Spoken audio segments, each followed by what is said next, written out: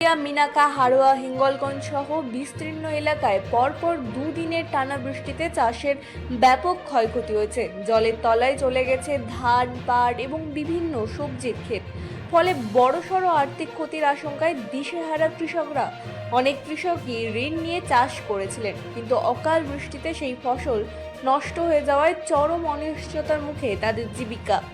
ক্ষতিগ্রস্ত কৃষকদের দাবি, অবিলম্বে সরকার উপযুক্ত ক্ষতিপূরণ এবং আর্থিক সাহায্যের ব্যবস্থা করলে উপকৃত হবে কৃষকরা। Bureau report, রাতদিন news network. পরপর টানা বৃষ্টিতে আমাদের এলাকায় একে একটু ডুবো জায়গা, তার মধ্যে এই যা বর্ষা হয়েছে তাতে আমাদের কাঁকরোল, পটল, বেগুন, পেঁপে আমাদের ব্যাপক ক্ষতি হয়েছে। আমরা ব্যাংকের থেকে ঋণ ফিন নিয়ে আমরা এই চাষবাস করি, তাতে এখন ঋণ দেবো কী করে? আমাদের মাথায় এখন যন্ত্রণা, আমাদের খাওয়া ঘুম উড়ে গেছে আজ দুদিনের মধ্যে। আচ্ছা, এই যে কি কি ক্ষতি হলো আপনাদের?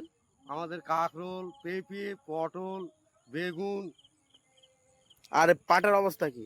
পাটের অবস্থা, পাট সে আর কাটার পরিস্থিতি নেই, পানিতে একদম পুরো ডুবে গেছে। এখন সে পাট আর নেওয়া যাবে না, এরকম পরিস্থিতির জায়গায় পৌঁছে গেছে। তাহলে এখন কি হবে? এখন কি করব? আমরা চাচ্ছি সরকার আমাদের একটু যা আর্থিক সাহায্য করুক, নয়তো আমাদের বাঁচার উপায় নেই। আপনার নাম কি?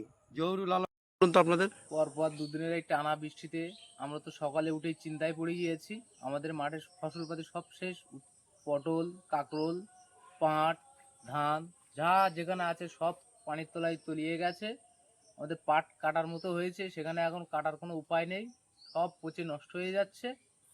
এমতো অবস্থায় আমাদের সরকার যদি আমাদের পাশে একটু দাঁড়ায়, আমরা উপকৃত হব। এই যে আপনারা এই যে এতগুলো চাষ করেছিলেন, এগুলো এই টাকাগুলো কোথা থেকে পেয়েছিলেন? একটা টাকা আমাদের ঋণ করা আছে, লোন নেওয়া আছে।